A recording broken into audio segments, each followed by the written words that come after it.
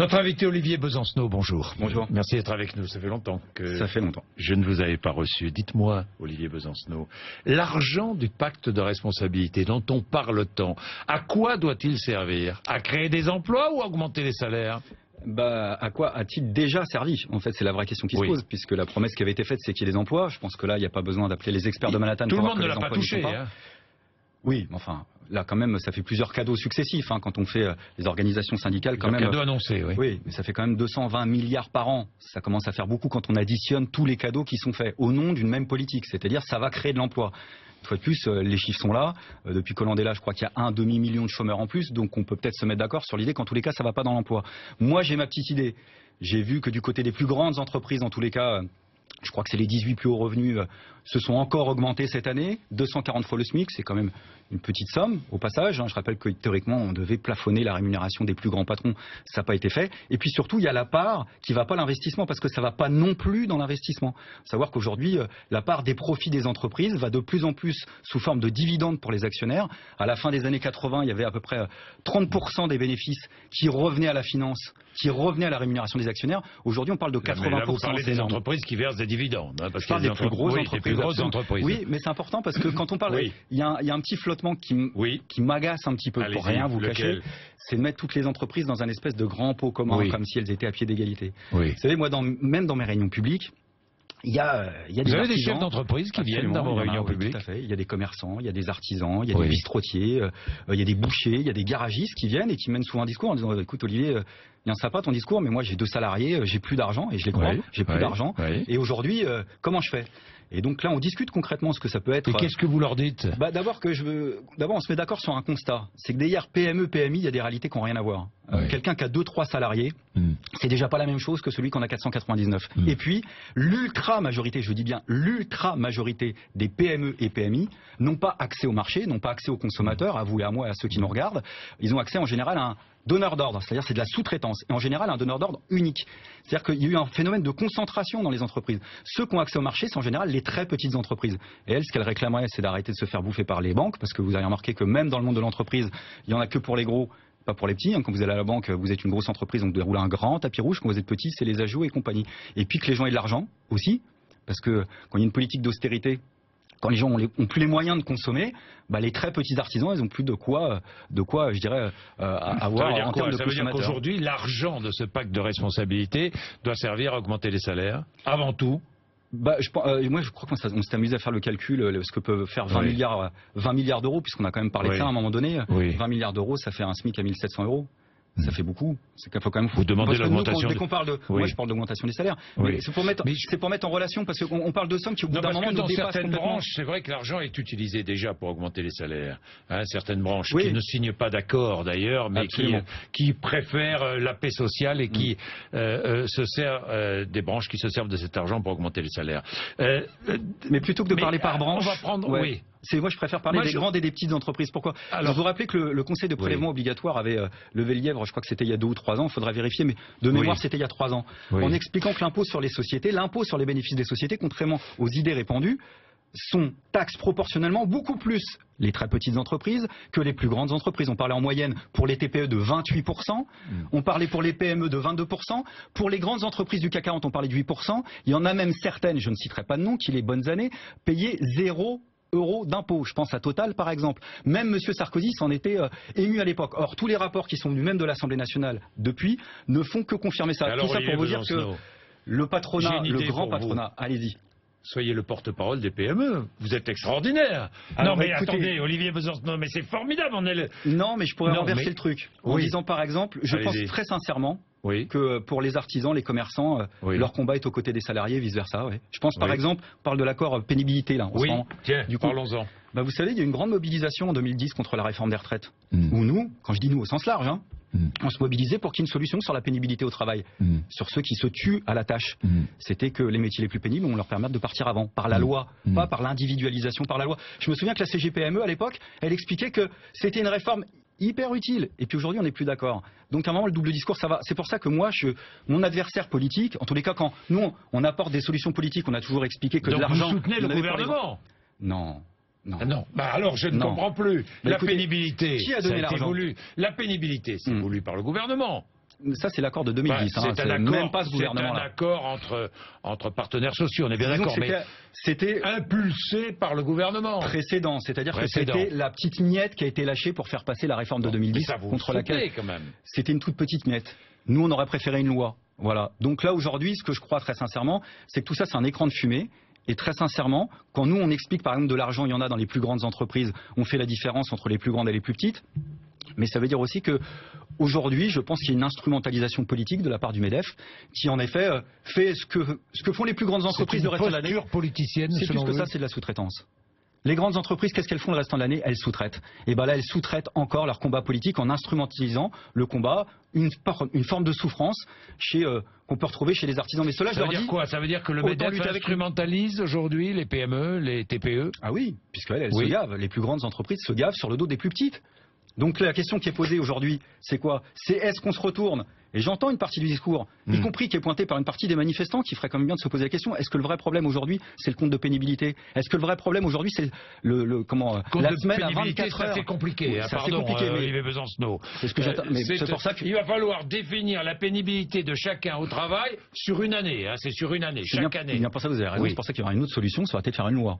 Une loi pour les métiers pénibles. C'est ce qu'on proposait nous en 2010, c'est-à-dire pour les métiers les plus pénibles. On part à 55 ans. Tiens, parlons de la pénibilité. À la Poste, il n'y a que des métiers pénibles ou il y a certains métiers plus pénibles que d'autres? Un temps, on pouvait partir plus tôt pour les métiers notamment qui travaillaient de nuit.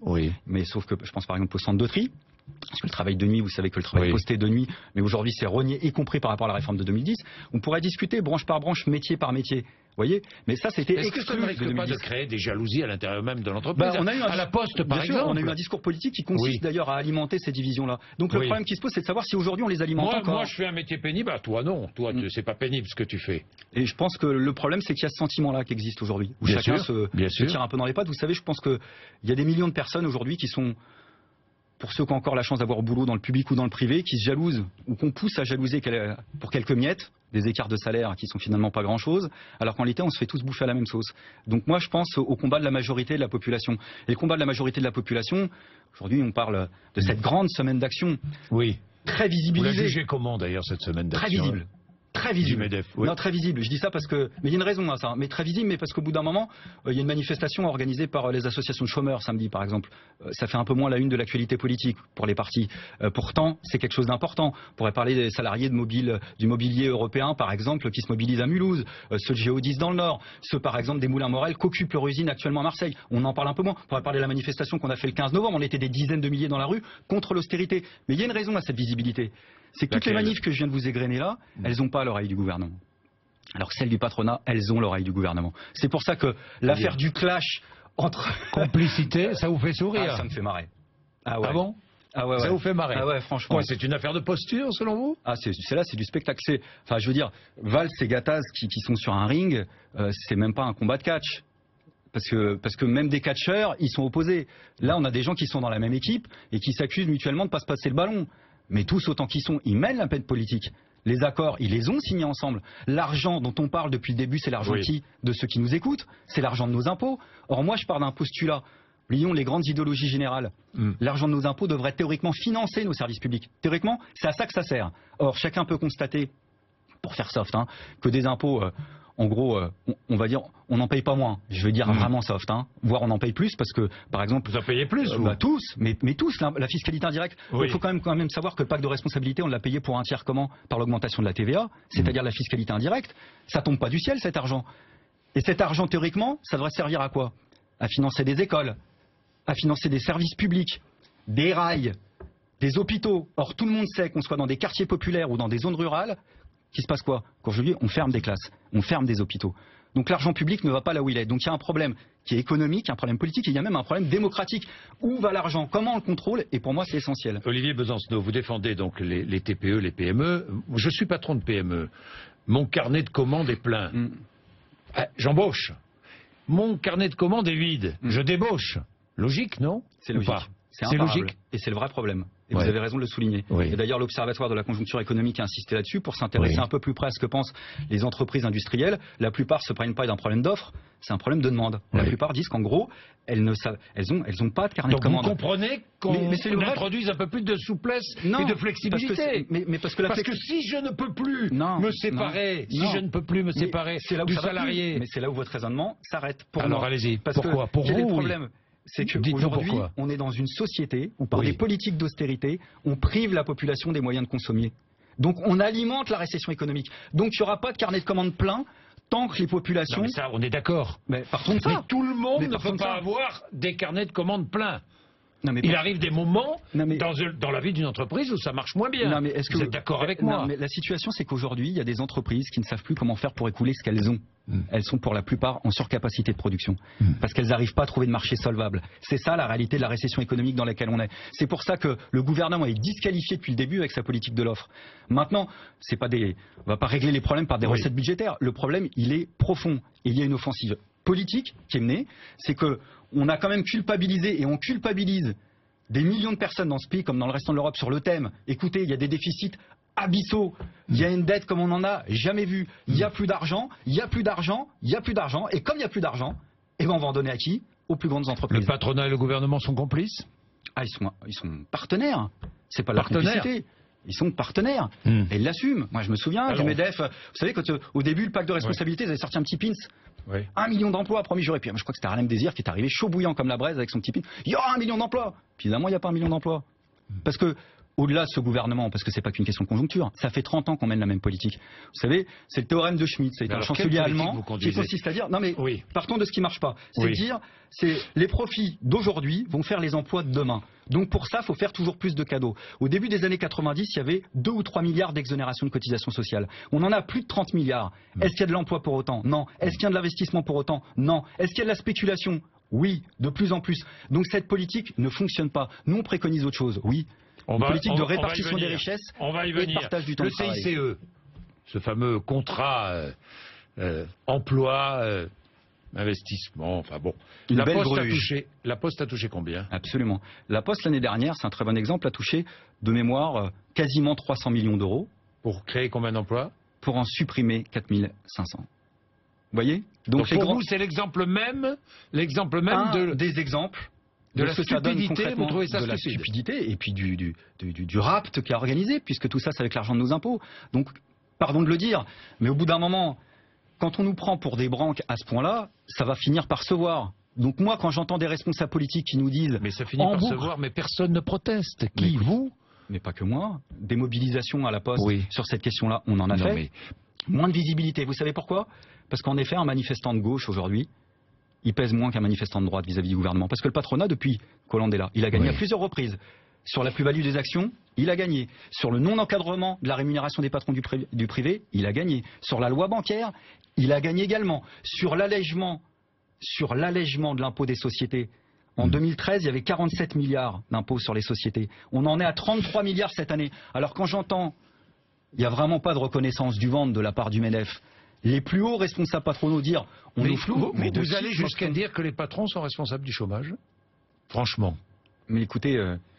N'importe qui aujourd'hui vit dans une entreprise, dans une grande entreprise, je parle de celle-là, qui ferme, évidemment qu'il le sait. Et il sait à quel point. Vous savez, et moi il y a des... le chômage est haut, très fort en France, c'est à cause du patronat. Du patronat et des politiques qui sont menées, de ceux qui sont en place et qui... On ne peut pas mener les deux discours. On ne peut pas d'un côté, quand il s'agit de vouloir encaisser l'argent, dire écoutez, c'est nous qui avons le pouvoir d'embaucher, donc donnez-nous l'oseille. Et quand on fait le constat qu'il n'y a pas d'embauche, mais il y a de la débauche, de les accuser, dire ah bah non, c'est trop facile de nous pointer du doigt. Votre politique, c'est la répartition des richesses et du temps de travail. Et du temps de travail. J'insiste là-dessus parce qu'il y a quand même une grande aberration. C'est de continuer par la loi à imposer finalement à ceux qui ont encore la chance d'avoir un boulot dans le public ou dans le privé, de travailler de plus en plus longtemps en étant de moins en moins bien payés, alors qu'à l'extérieur, il y a plus de 5 millions de personnes qui recherchent un emploi. Nous, on pense qu'il faudrait travailler moins à l'intérieur des entreprises pour que tout le monde ait un emploi à l'extérieur. Ça s'appelle le partage du temps de travail. Et ouvrir les magasins le dimanche? Bah écoutez, ceux qui veulent ouvrir les magasins le dimanche et qui disent défendre les TPE, il faudra qu'ils m'expliquent comment.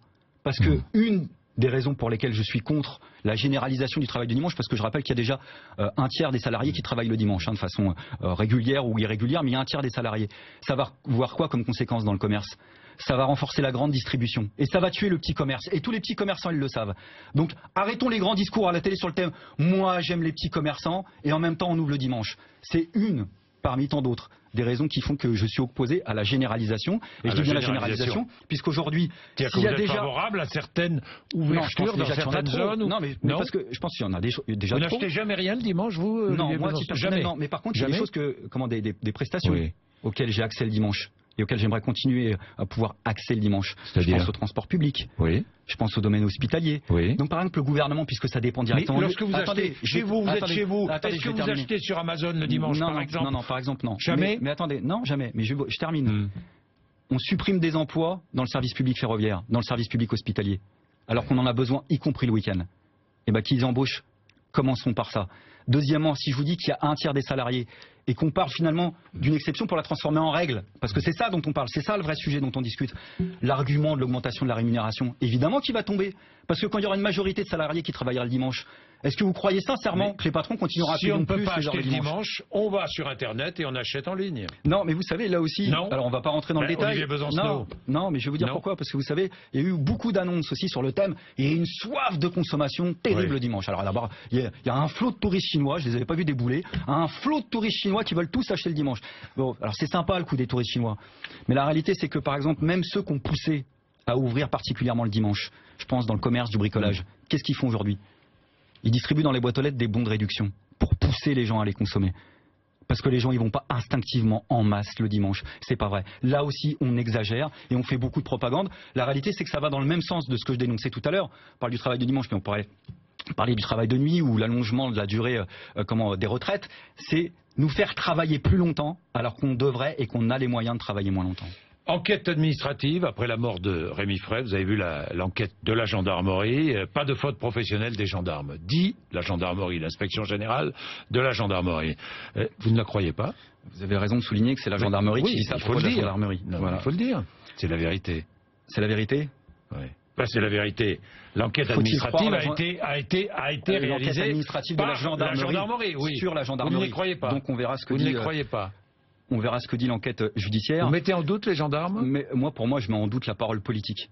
Parce que pour moi, le problème, c'est la responsabilité politique. Politique, et j'insiste là-dessus. Parce que ça, c'est qu'un exemple supplémentaire du fait que la gestion politique du drame qui est survenu vis-à-vis de Rémi Fraisse est une cascade de provocations. Et ça, c'en est une supplémentaire. Indigne.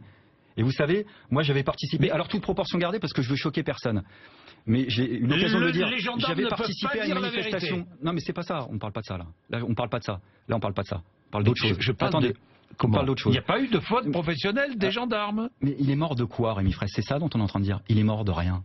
Dans un tragique concours de circonstances. C'est ça que nous dit le responsable de la gendarmerie depuis le début. Il est mort, tué par qui? Par une grenade offensive. C'est ça que nous a dit M. Cazeneuve. Cette grenade offensive, M. Bourdin, pardon de le dire, elle est envoyée par quelqu'un. Elle est envoyée par des gardes mobiles qui ont envoyé sur un groupe de manifestants plusieurs grenades offensives. Ces gardes mobiles, j'ai fait plusieurs manifestations, je peux vous dire une chose, ils n'ont pas pu le faire sans avoir l'aval, voire l'ordre d'un responsable hiérarchique. Ce responsable hiérarchique, pardon de le dire, n'a pas pu le faire sans un ordre de la préfecture, qui elle-même n'a pas pu le faire sans l'aval du ministère de l'Intérieur, c'est-à-dire le ministère de tutelle. Le gouvernement est coupable avant, pendant et après. Avant parce qu'il a créé sciemment 2 mois de tension sur le barrage de Sivens.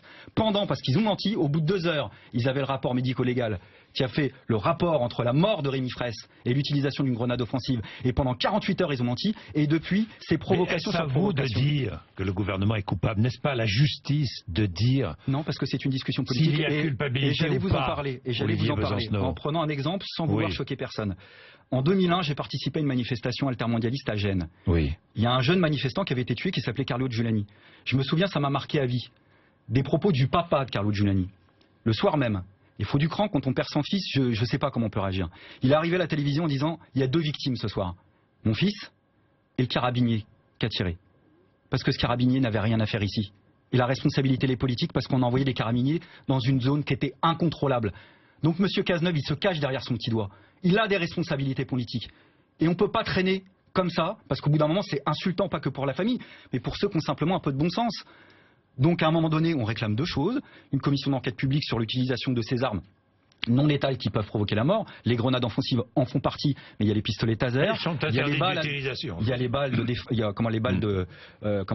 les pistolets de défense, les balles de défense, je vais y arriver, et puis les flashballs. Voilà, c'est le mot que je cherchais. Et la troisième chose, c'est que c'est pas qu'un débat technique, c'est que on peut tuer sans armes. Il y a des méthodes policières aujourd'hui qui sont enseignées, j'imagine, en académie, qui sont autorisées en France, interdites dans d'autres pays. Je pense par exemple à la clé d'étranglement. Il y a eu dans plusieurs bavures, j'ai horreur de ce terme-là, à Kimagimi par exemple, dans le Var. Ben moi je propose qu'on ait des débats sur ce type de pratique-là. Sauf que M. Bourdin, je vais vous dire quelque chose. S'il y a bien des tabous politiques, Macron, M. Macron, il en cherche partout. Celui-là en fait partie. C'est difficile de parler du rapport des forces de l'ordre avec la population en général. Et moi, je ne fais pas de démagogie, parce que je pense que quand on est dans une société en crise inégalitaire, on demande aux forces de l'ordre de contrôler une situation qui devient incontrôlable. C'est pour ça que ce n'est pas que technique, ce n'est pas qu'un débat interne, c'est un débat politique. Et M. Cazeneuve ferait bien de partir. Ça nous ferait du bien à tous. Merci Olivier Besancenot, 8h57.